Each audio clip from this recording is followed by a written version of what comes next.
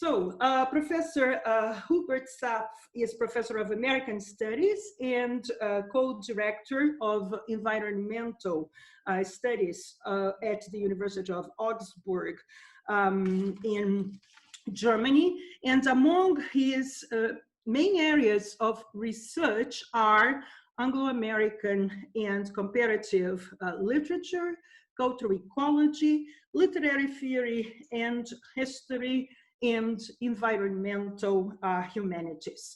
Among his many publications on cultural ecology, I would like to highlight the well-known volume entitled Literature as Cultural Ecology, Sustainable Texts, published in 2016, and also the book he edited, also in the same year, titled Handbook of Ecocriticism and Cultural Ecology.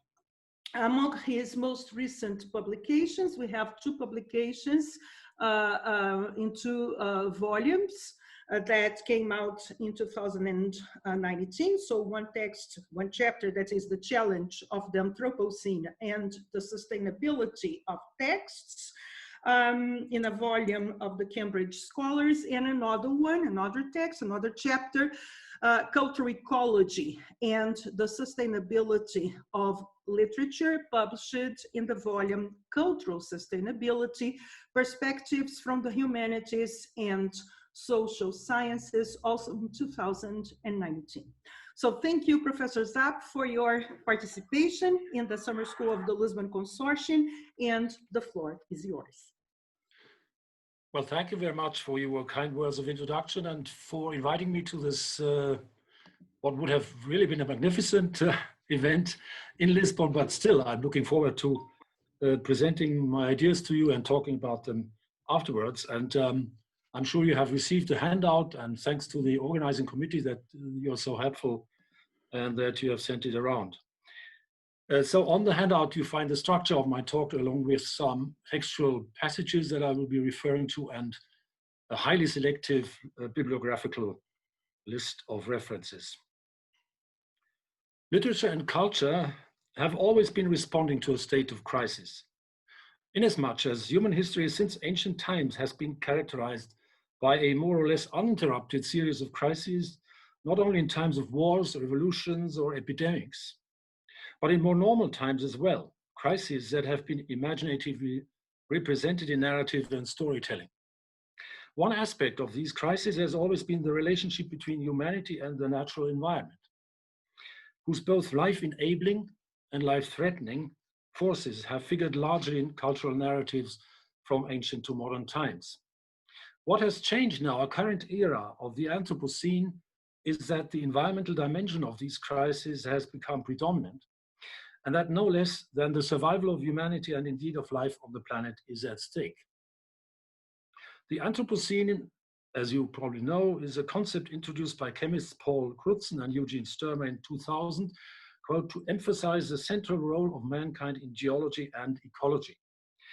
Especially since the beginning of the industrial age, mankind's activities have gradually become, quote, a significant geological morphological force due to the global nature of the climate system, the globalization of industrial capitalism, the continuing increase in the overall human population, and the accumulation of waste matter such as CO2 in the atmosphere and plastic in oceans and landfill sites. According to an influential thesis by Bill McKibben from the late 1980s, still influential, these developments bring with it what he calls the end of nature, pointing out that by changing the weather, we make every spot on Earth man-made and artificial. Quote, we have deprived nature of its independence, and that is fatal to its meaning. Nature's independence is its meaning. Without it, there is nothing but us, unquote. This notion of the Anthropocene, however, and the concomitant assumption of the end of nature has provoked different, often diametrically opposed responses. On the one hand, the contention that humanity acts as a single unified agent tends to obscure cultural diversity, imbalances of power, and unequal distribution of environmental risk, between different parts and cultures of the world. On the other hand, the concept of the Anthropocene appears to reinstate human agency as a sole shaping force of the planetary ecosystem while neglecting the fundamental connectivity of human to non-human life, the material flows and exchanges between human and non-human agencies that Serpil Oppermann and Serinella Jovino describe in their introduction to the 2017 edited volume Environmental Humanities, Voices from the Anthropocene.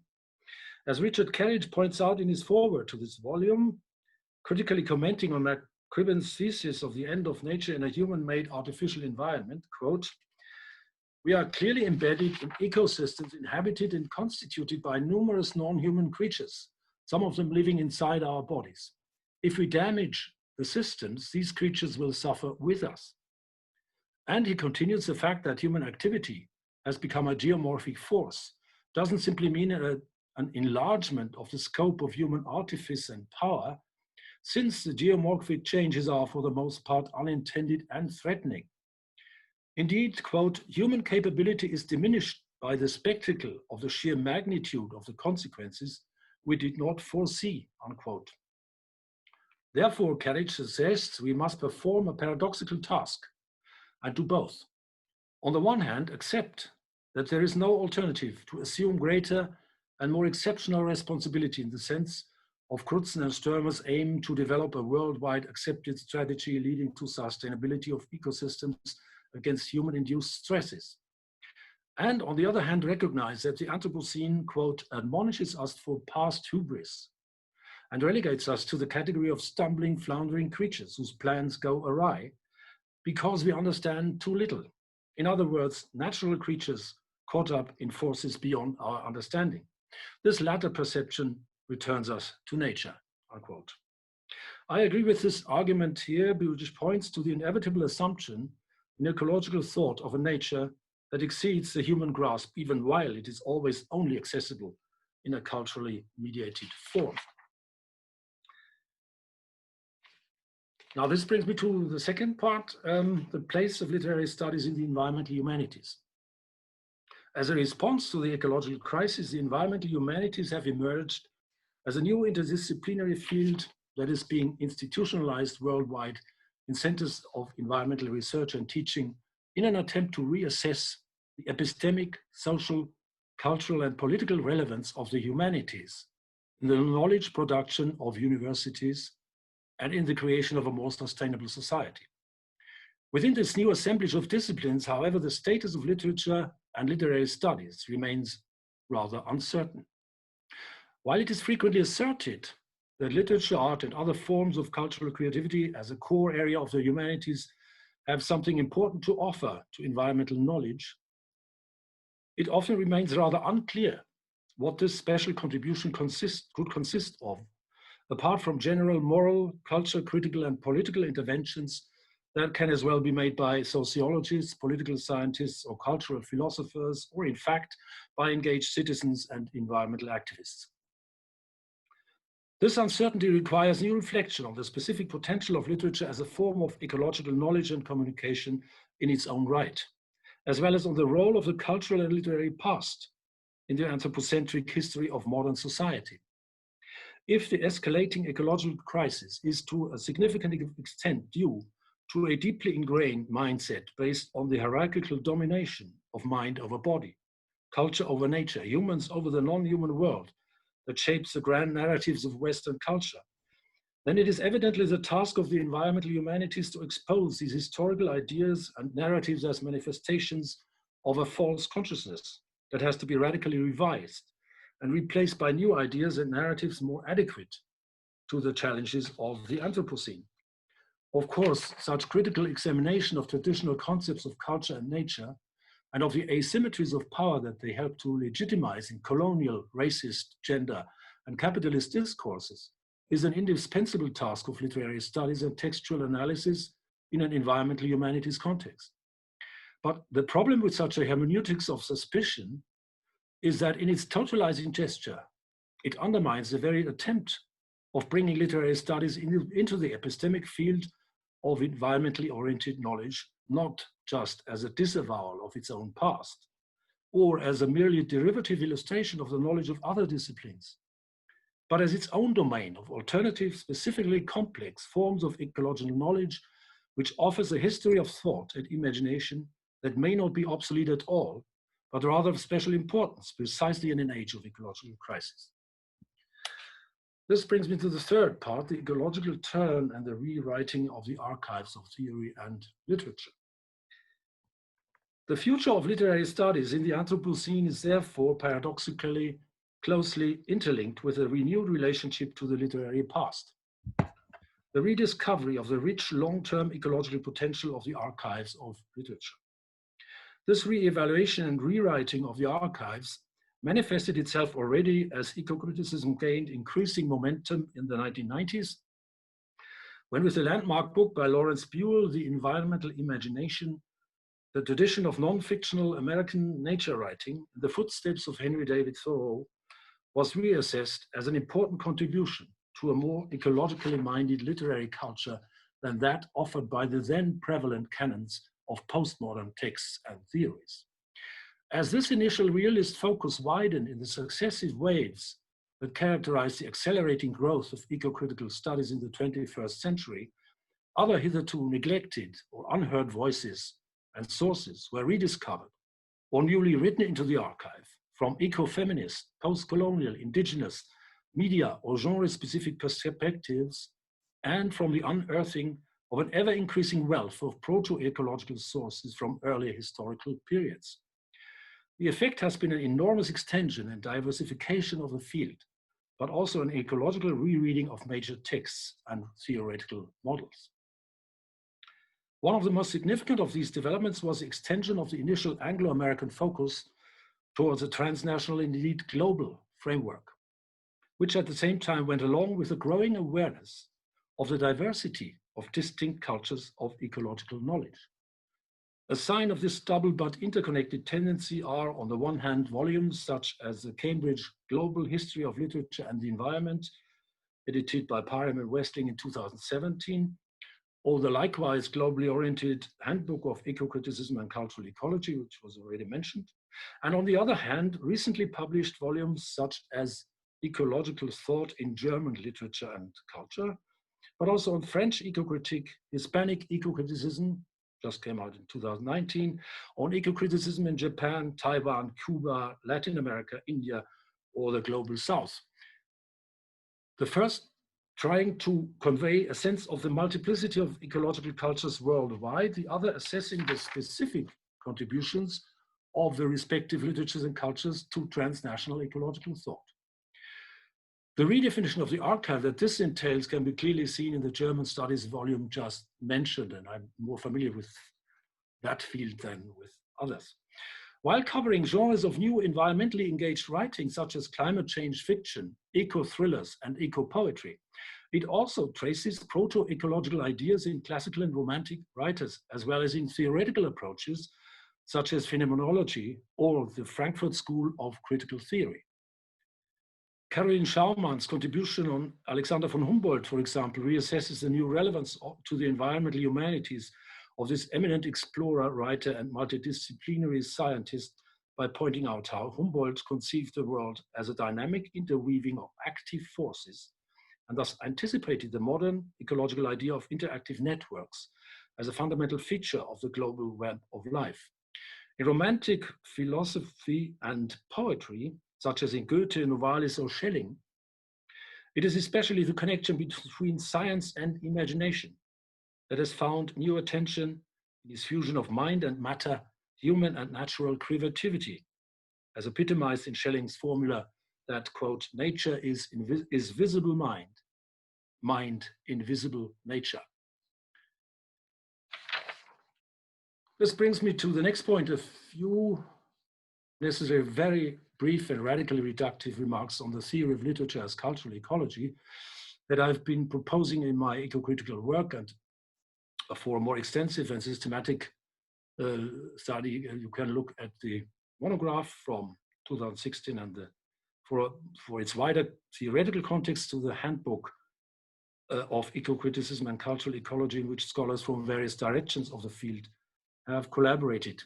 One guiding assumption of the approach is that literature, in the sense of aesthetic and imaginative forms of textual communication, has evolved in cultural history into a functionally distinct mode of writing and narrative that deals with the basic ecological relation between culture and nature, in particularly multifaceted, self-reflexive, and transformative ways.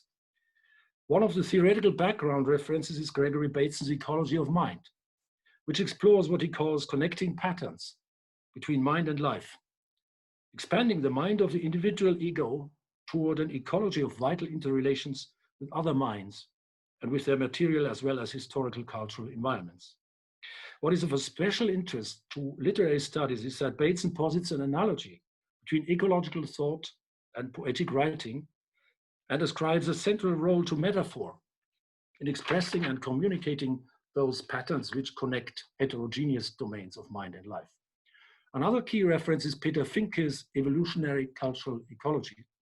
Peter Finke is a German evolutionary biologist, but also linguist, and he combines these fields in his work and develops the notion of cultural ecosystems based on Bateson's Ecology of Mind and on Jakob von Uexküll's distinction between Umwelten, Merkwelten und Innenwelten, the interacting worlds of ambience, memory, and interiority. Cultural ecosystems have emerged in co-evolution with natural ecosystems, but have generated their own rules of selection and self-renewal, of production, consumption, and reduction of energy, along with their functionally differentiated tasks within society and culture. The characteristic environments of human beings are not just external, but internal environments. The interior worlds and landscapes of the mind, of language, the psyche, and the cultural imagination, which make up the characteristic habitats of humans as much as their external, natural, and material environments. Literature, art, and other forms of cultural creativity are essential in this view to continuously reconnect cultural to natural ecosystems and thereby to contribute to their diversity, complexity, and their potential of resilience and self-renewal. In this sense, literature can itself be described as a symbolic medium of a particularly potent form of cultural ecology. What this means is that it is not only a preferred discursive site for the symbolic negotiation of the culture-nature relationship, but that in its aesthetic transformation of experience, it acts like an ecological force in the larger system of cultural discourses. It breaks up closed structures of thought, language, and discourse into vibrant linguistic energy fields, symbolically empowers the marginalized, and reconnects what is culturally separated. It inscribes the ecological base principles of connectivity and diversity into language and narrative, bringing together conceptual and perceptual dimensions, ideas and sensory experiences, human and more than human domains in complex forms of embodied interactivity. The aesthetic mode in this view challenges and antecedes the deep-rooted divide between mind and body, self and other, culture and nature that has shaped the dominant anthropocentric narratives of linear civilizational progress.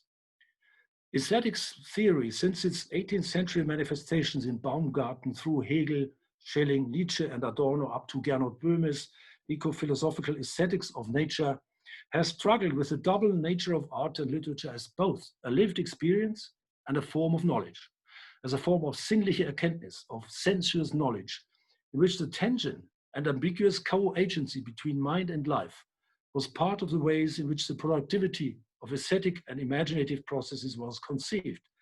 What has emerged from these often controversial and still ongoing debates as a viable reference for cultural ecology is that literature and aesthetic communication more generally represents a specifically complex, systemically open, and intrinsically transdisciplinary form of embodied knowledge, which is at the same time an ever renewable source of critical and creative energies in the cultural system. This function of literature as a semi-autonomous creative ecosystem within the general culture relates on the one hand to the historical process of which literature is part and to which it responds. Wolfgang Iser describes this response not in terms of a binary opposition between fiction and reality, but as a triadic relation between the real, the fictive, and the imaginary, in which the fictive is a cultural form mediating the institutionalized pressures of the real with the anarchic and amorphous impulses of the imaginary. This model ascribes to literature the function of critically balancing one-sided developments of the civilizational process and testing out unrealized possibilities in the alternative scenarios of imaginative worlds. It is adapted to cultural ecology by extending either's anthropological imaginary, which has its sole basis in the human subject, towards an ecological imaginary, which opens the text-cultural relationship to the patterns which connect its subjective and objective human and non-human worlds in forms of life-sustaining interactivities. In this adaptation, it provides a triadic functional model which helps to describe the interacting functions of cultural critique, imaginative counter-discourse, and reintegrative interdiscourse in concrete literary texts. The cultural ecological potential of texts, however, also relates, on the other hand, to a transhistorical, deep-time evolutionary function of literature as described in biocultural, biosemiotic, or ecophenomenological theories of literature, such as formulated by Nancy Easterling, Wendy Wheeler, or Louise Westling. The response of literature to culture is placed here into a deep historical perspective in which the archives of literature are sites of a long-term memory of culture-nature co-evolution that is inscribed into the generative matrix of imagination and narrative. This brings me to the next point, literature as an inspirational source of the environmental humanities. In this perspective, literature anticipates and offers a rich resource for some of the key concerns and theoretical directions that shape current eco-criticism and the environmental humanities. It is especially three motifs from this deep sustainability of literature, as it has been called, which have become newly relevant in eco-literary studies. One of them is elemental poetics. That is the four elements of earth, water, air, and fire as sources of material agency in texts, which are still very much alive in contemporary literature and which resonate with the agential realist approach of material eco-criticism. In these imaginative processes, the elementary energies of nature are transformed into metaphorical, linguistic, and creative energies of culture.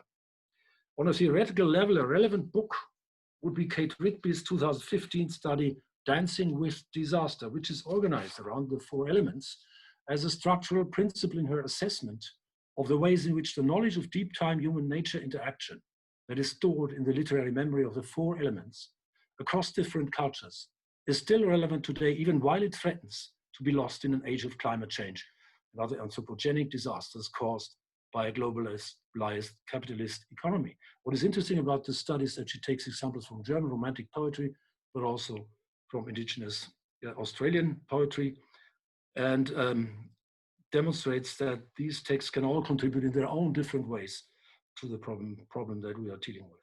Another motif in this deep sustainability of literature is what Louise Westling describes as the human-animal dance, the staging of the close co-evolutionary symbiosis between human and non-human life forms, which she traces from archaic to modern literature, from the Gilgamesh epic to Virginia Woolf.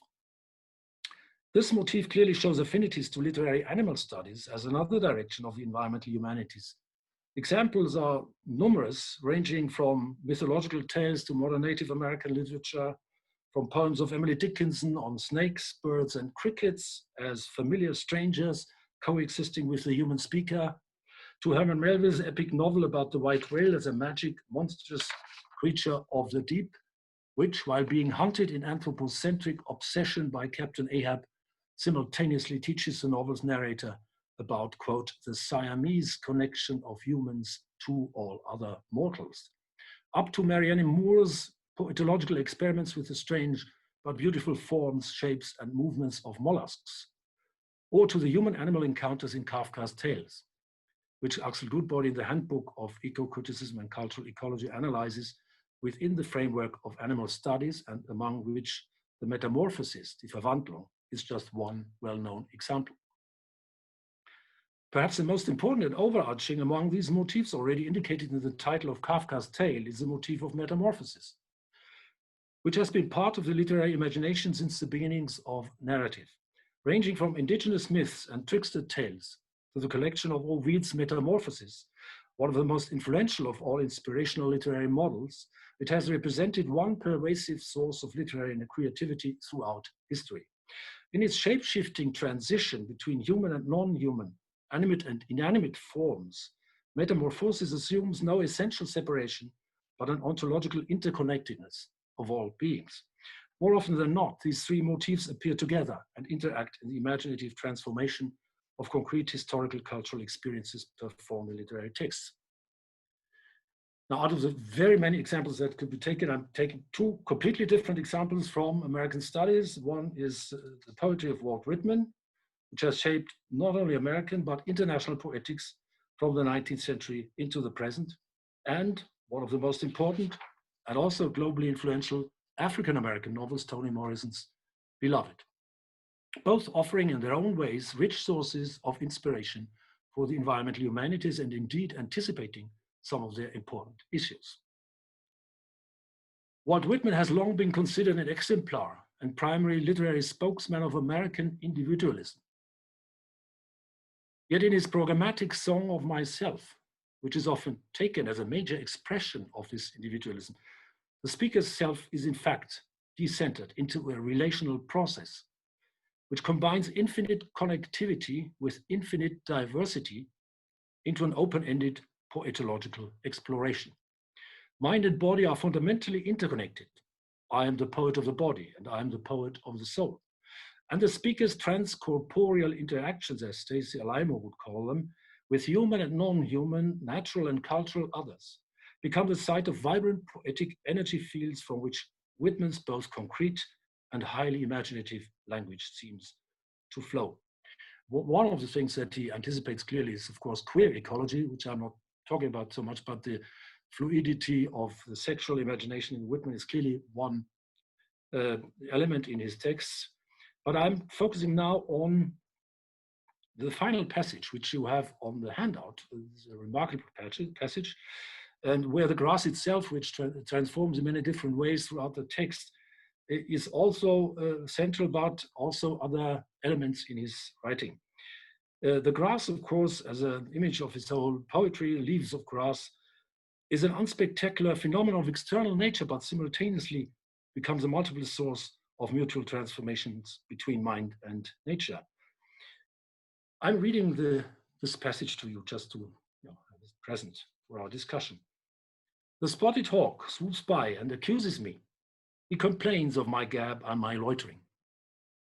I too am not a bit tamed, I too am untranslatable. I sound my barbaric yawp over the roofs of the world.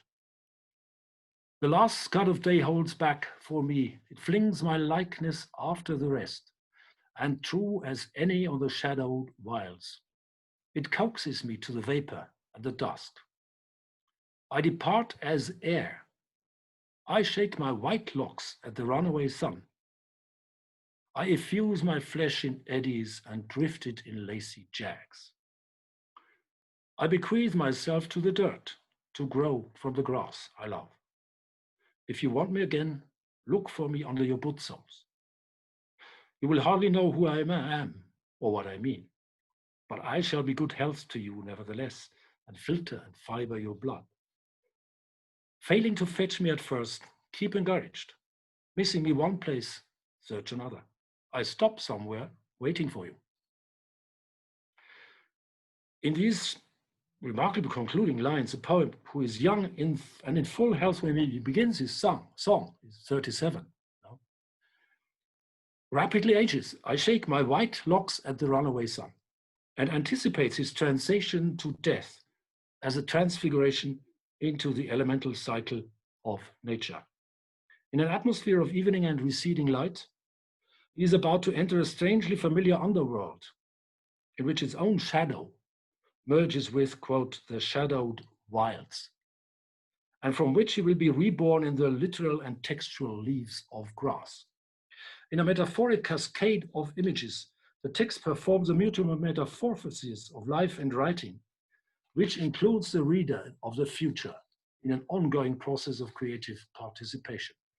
Whitman's poetic self merges with the earth, the weather, space, time, and the landscape into one interconnected field of elemental forms and energies into which his self dissolves in his journey from life to death, to a new life in nature, as well as in the transgenerational poetic imagination. These and other passages in Whitman prefigure in a condensed form some of the main current directions of the environmental humanities. They anticipate the material turn in their close interaction between mind and matter, in what Heather Sullivan has called dirt ecology. They are a rich material for cultural plant studies as a new area of transdisciplinary research for which the polysemic role of grass in Whitman's poetry indicates the many ways in which the life of plants becomes a co-evolutionary icon that binds poetic creativity back to the rhythms and energies of human nature co-evolution. The leaf signifies an archetypal form of natural autopoiesis, which Goethe posited as an urform of literary creation, and which becomes a central figuration of the ways in which Whitman, in his innovational poetics, activates deep time motifs from the literary archives in his interpretation of America and the modern world. These passages are also, if one wants to force the point, they're an example of literary animal studies and trans-species communication. As here in the spotted hawk's co-creative relation to the human speaker, whose song of myself is a translation of the barbaric yawp of the wild animal into the voice of the poem. But they are also an example of environmental ethics in the recognition of radical difference and alterity, even within a world of universal connectivity. An ethical stance which combines an intensely connective and empathetic imagination with a paradoxical experience of untranslatable singularity. This refers to the voice of the non-human other as much as to the human voice, the singular voice of each human being. I too am not to be tamed, I too am untranslatable. Whitman here marks the translation of what is ultimately untranslatable as the impossible but necessary ecocultural work of poetry. A paradoxical ethical task that is only possible through the imaginative transgression of logic and reality in metaphor and metamorphosis. In a completely different historical, cultural, and aesthetic context, Toni Morrison's Beloved likewise draws on the combination between historical conditions and transhistorical archives as a both culture-specific and cross-culturally effective principle of literature. In African-American eco-critical approaches, questions of ecology are inseparably connected with questions of race, gender, and memory, which are defining perspectives in all of Morrison's novels, especially in Beloved. The novel is a powerful indictment of racism. In fact, it is an equally powerful affirmation of the ethical imperative of Black Lives Matter. From various historical sources about slavery in the US, Morrison retrieves the case of Margaret Garner, an escaped slave who started killing her children as she was about to be recaptured by her owner, and turns the story of this forgotten victim of slavery into the main narrative. The driving force of this multi-perspectival novel, however, is a strange, half-real, half-imaginary woman called Beloved, who one day appears like a ghost from the past that seems to be a reincarnation of the protagonist's dead daughter. But beyond this personal dimension also represents all anonymous victims of slavery since the times of the Middle Passage that are brought back to life in the stream of consciousness memories of various characters. Animals, trees, and forests, but above all, waves and water are important elements in the novel, both as a grave of history in the Black Atlantic and as a medium of what Morrison calls rememory, a process of reliving and symbolically overcoming the traumas of the past through transformative storytelling. In this process, African-American traditions of narration, jazz rhythms, and the sounds of blues are integrated into a painfully dissonant experimental style, which in its improvisational openness confronts the civilizational structures of modernity with the aberrations of its repressed past. But the novel is also the story of a metamorphosis, which activates buried sources of creative energy in its reconnection of past and present, culture and nature, traumatic memory, and tentative new beginnings in a post-catastrophic world. Beloved herself is a metamorphic being which incarnates this transition When she reappears as a grown-up young woman at the novel's beginning, she emerges from water. A fully dressed woman walked out of the water. And when she disappears again from her mother's world at the novel's end, she returns into her element of water, a naked, pregnant woman with fish for hair. The historical political narrative of African-American trauma has a mythopoetic subtext which blends human with non-human, cultural with natural energies, and thus contributes to the creation of what Ariel Sally has called in her opening keynote a regenerative imaginary, as an alternative to the destructive experiences of a racist and biophobic society. Morrison's novel thus likewise lends itself to studies from various directions of the environmental humanities, most obviously for eco-critical race and gender studies, and for post-colonial eco-criticism, for environmental justice and cultural memory studies, but also, again, for plant and animal studies. Trees are really important as alter egos even of the characters, but also, again, for plant and animal studies as well as for studies in ecofeminist spiritual ecology. That becomes a central part of the novel's counter-discourse to slavery in The Religion of the Flesh, that the shamanist leader of the community of ex-slaves, Baby Suggs, preaches in her powerful sermons in the forest as an alternative to the abused forms of Christianity represented by the white slaveholder society. Whitman and Morrison are two out of many possible examples which could be cited for this anticipatory potential of literature and literary studies for the environmental humanities. Having said this, however, these texts should not just serve as an illustration of deductively applied concepts of current approaches, but be acknowledged as contributions to ecological knowledge in their own right, whose epistemic advantage is that they correspond not just to one single theory, but that they offer complex self-reflexive models of their transdisciplinary interaction in the interpretation of the human-nature relationship.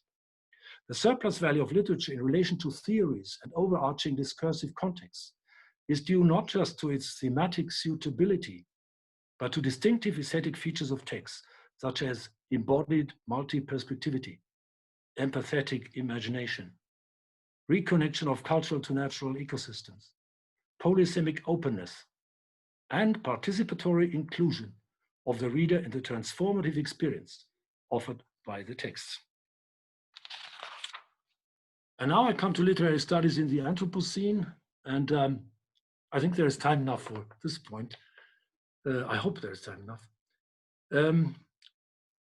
It has been claimed that in view of the unprecedented scale of the environmental, economic, intellectual, and ethical challenges of this new geohistorical era, not only political agendas and social cultural practices need to be drastically changed, but inherited categories of literature and literary knowledge need to be adjusted to a post-human condition, which limits the range of human agency and entangles the lives of individuals in hyper-real interdependencies that exceed their cognitive and emotional grasps.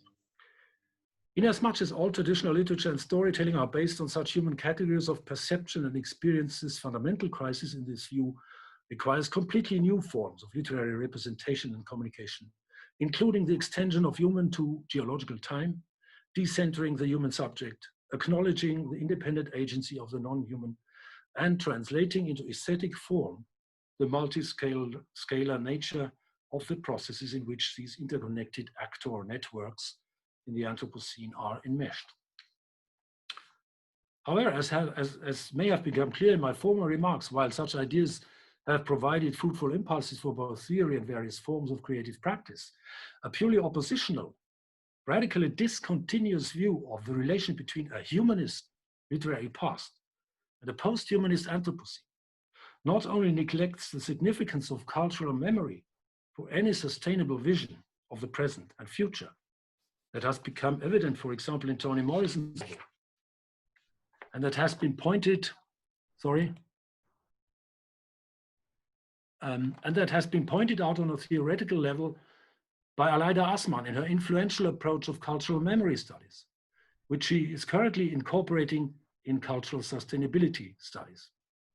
It also eclipses the long history of the ways in which imaginative literature has been dealing with crisis, trauma, disaster, and indeed with alternative forms of human-nature communication. It is one of the most conspicuous and perhaps surprising features of much current literature of the Anthropocene that in its experimental innovations, it simultaneously draws on the repertoire from various historical, cultural, and literary archives in its creative response to the challenges of this new global crisis of human history. A binary definition of Anthropocene literature in the neo-avant-gardist mode of a complete break with a humanist literary past is not only theoretically unsustainable, but also fails to correspond with the actual forms of literary production. Now, I'm not talking about novels like Margaret Atwood's Mad Adam trilogy, which is full of references to the whole archive of world literature, from the Bible to all sorts of texts. And to other examples, I talk about poetry now. And one case in point is the German collection Lyrik im Anthropocene, Poetry in the Anthropocene, which came out of the 2015 Anthropocene exhibition at the Deutsches Museum in Munich, one of the first big exhibitions on that topic, and features texts from a wide spectrum of both established and emergent poetic voices. The poems are highly experimental, verbal explorations at the interface between geological and historical time, scientific and metaphoric language, realism and fantasy, biomorphic and technomorphic images, elemental poetics, and subjective dreamscapes, urban and wild spaces, human and animal ecologies.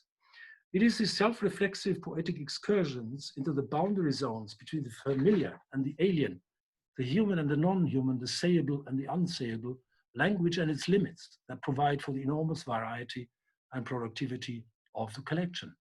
However, both the intertextual archives of literary history and the transhistorical deep time archives of poetic creativity as described above, elemental poetics, human-animal symbiosis, metamorphosis, remain potent sources of these anthropocenic poetic experiments.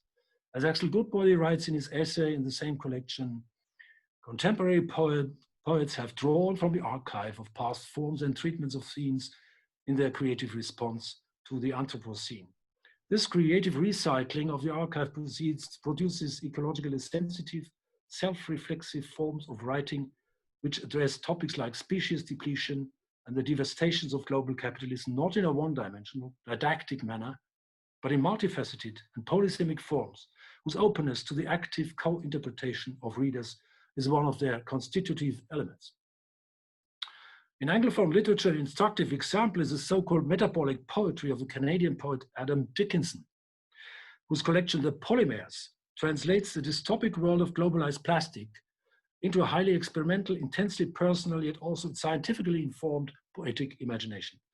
Dickinson takes plastic as a central icon of the petrochemical age, when he writes the first poem in the collection from the inside of a dead albatross, a traditional symbol of the literary imagination, whose interior is no longer merely organically defined, but is filled with anorganic, synthetic commodities whose production has multiplied in recent decades and which have spread across the globe, as well as the well-known video of dead albatrosses from the Midway Islands in the Pacific has drastically shown.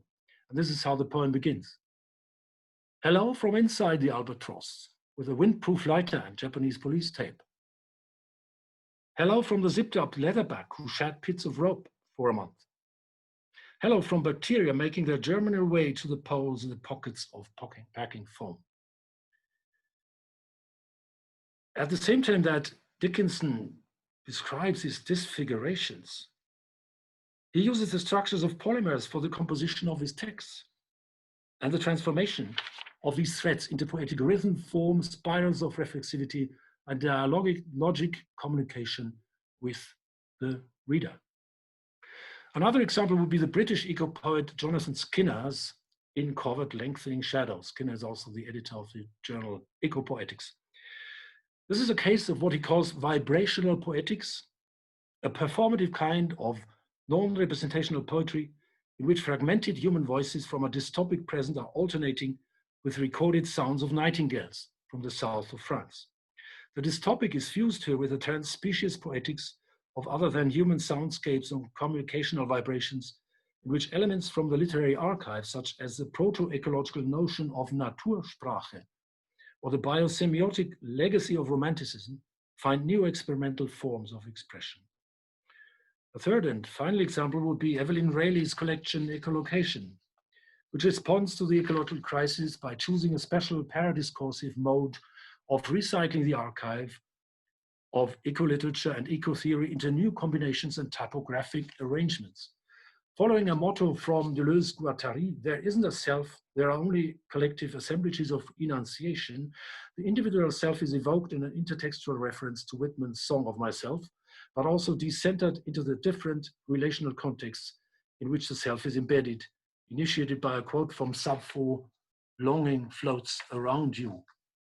Rayleigh calls the echolocations poetic navigations in the dark, a form of writing and communication as if in blindness or underwater, and stages her performative texts as poetic dialogues in a deep time universe and multi-voiced underworld of a literary cosmos, where she encounters passages from Melville's Moby Dick, among others, and ends with a collection of other quotations where she sums up the intertextual contribution of literature actually to the environmental humanities. It seems to me that contemporary literary studies should correspond to this plural, complex, and diversified literary production of the Anthropocene in various genres of contemporary writing. And I believe that it is this creative diversity, which is itself an important form of cultural resilience in view of the unprecedented challenges to both life and art that these experimental forms of Anthropocene writing confront. Thank you very much.